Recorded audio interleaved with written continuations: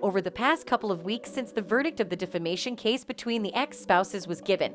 Talks about some of the lies Amber told on the stand have repeatedly come up. And now, not so surprisingly, these talks have come up once again. Except this time, let's just say people aren't focusing on Amber alone. So, exactly what is the story here about the public canceling Amber enablers? We can't really say it's big news anymore that Amber lied about the $7 million divorce settlement she was supposed to donate to charity, because she was exposed on so many accounts that it even became more or less embarrassing for her. Now, we're more focused on the parties that actually enabled Amber and facilitated all of her lies to our faces, and one of them just so happens to the ACLU. Based on Amber's claims of making large-scale donations to the ACLU and Children's Hospital, the ACLU basically allowed her to lie to all of our faces, and it seems they're now coming under fire as recent reports are pointing towards that direction. The revelation was made by one of the reporters that has been covering this entire case from the start. The reporter, Laura Bachhoff, posted some screenshots to that effect, along with the caption, "Depp's attorneys argued that Heard used the ACLU to burnish her credibility and that the civil rights group hoped to reel her in as a major donor."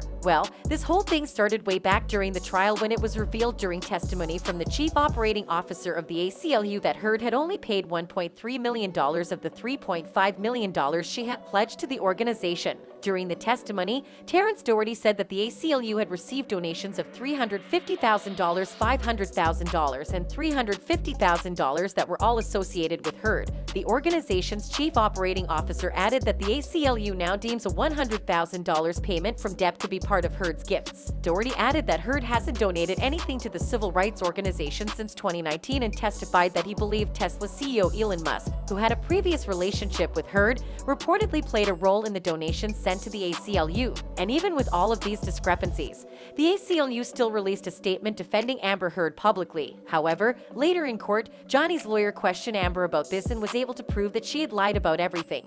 Right from her publicly claiming she had donated the money, all the way to the organization defending her. Ultimately, the rest of the $7 million divorce settlement was paid directly to you, right? Over time, yes. And Mr. Depp didn't end up paying the rest of the $7 million divorce settlement directly to the charities you identified.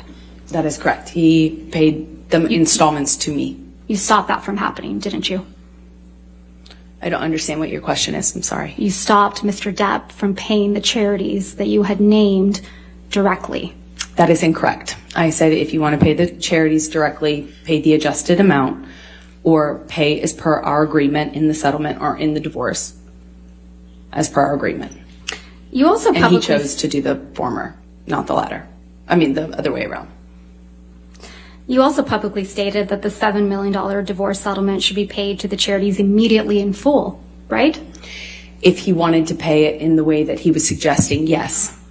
And you said publicly that the payments to the charities should not be drawn out over many years, right?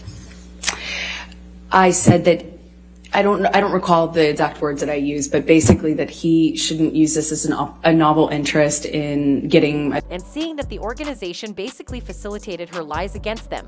A lot of people weren't exactly happy with that, and a couple of them gave a piece of their mind. One user wrote, "Unfortunately, she got the point too late. I can remember Jodi Arias admitted in her last interview with Fox that she should have told the truth from the first day of the trial, but it was too late as well. I've seen many similarities between the two." Another user added, "She did, and she also got behind Children's Hospital of Los Angeles only to make herself look good, and also probably because she knew that Johnny was seeing the kids there as Captain Jack Sparrow. So, she wanted to make herself look good. All she had to do was actually pay the money." Well, the only thing that has come out of all of this is that Amber's already dwindling credibility has just become totally non-existent. And with that being the case, exactly how does she plan to win an appeal that is entirely based on credibility? Judging by what is in front of us right now, she doesn't have a chance. But tell us, do you think this was the ACLU's fault, or it still boils down to Amber Heard alone?